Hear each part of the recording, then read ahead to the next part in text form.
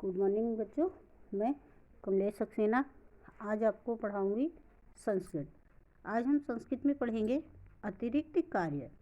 सबसे पहले पढ़ते हैं सर्वनाम शब्द रूप युष्मत। विभक्ति एक वचन, द्विवचन और बहुवचन। प्रथमा में होगा त्वम युवाम यूयम। द्वितीया में होगा त्वम युवाम युष्मान। तृतीया में होगा तव्या युवाभ्याम युष्माभि। चतुर्थी में होगा तुभ्यम युवाभ्याम युष्माभ्य।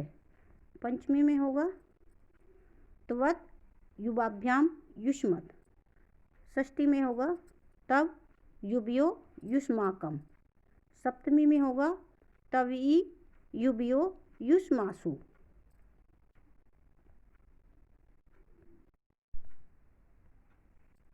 एक्सरसाइज 2 है संधि। संधि किसे कहते हैं?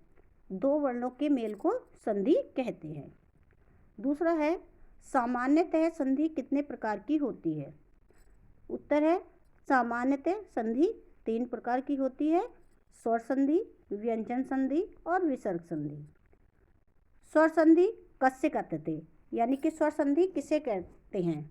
उत्तर है स्वरणेन सह स्वर वर्णस्य मिलेनम स्वर संधि कथ्यते, यानी कि स्वर के साथ जब स्वर वर्ण ही मिलता है तो उसे हम स्वर संधि कहते हैं।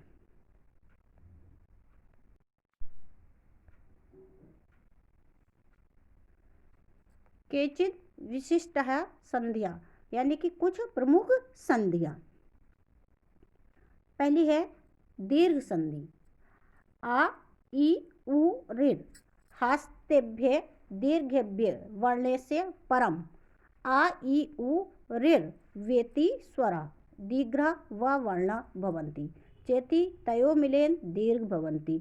जब आ ई उ ऋ हास्य स्वर और दीर्घ स्वर आपस में मिलते हैं तो उनके मिलने से दीर्घ संधि बनती है।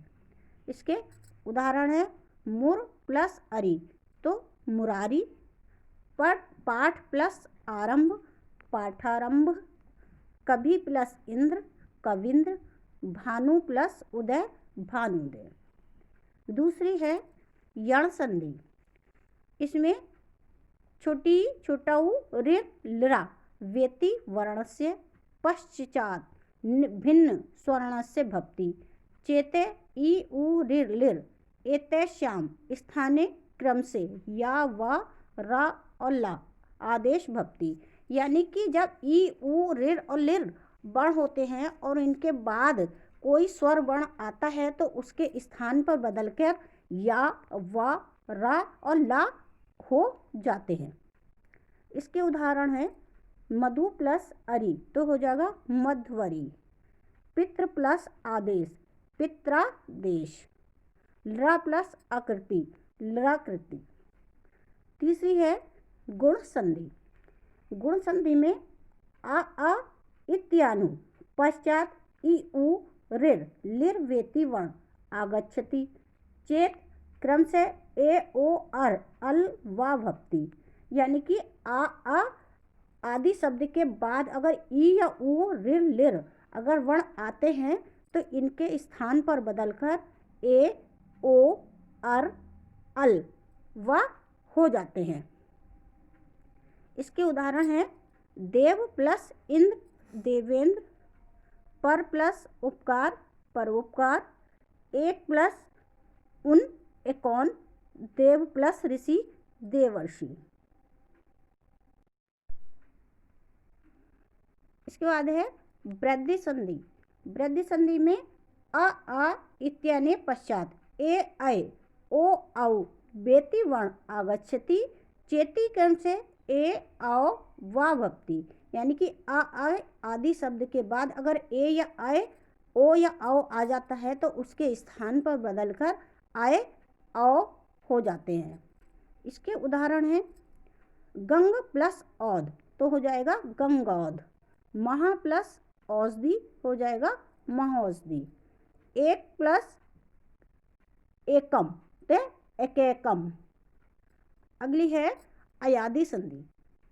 अयादि संधि में ए आए ओ औ बेति वर्णस्य पश्चात् कोऽपि स्वरवर्ण आगच्छति चेति तस्य स्थाने क्रम से अय आय आव आव व आदेश भवति।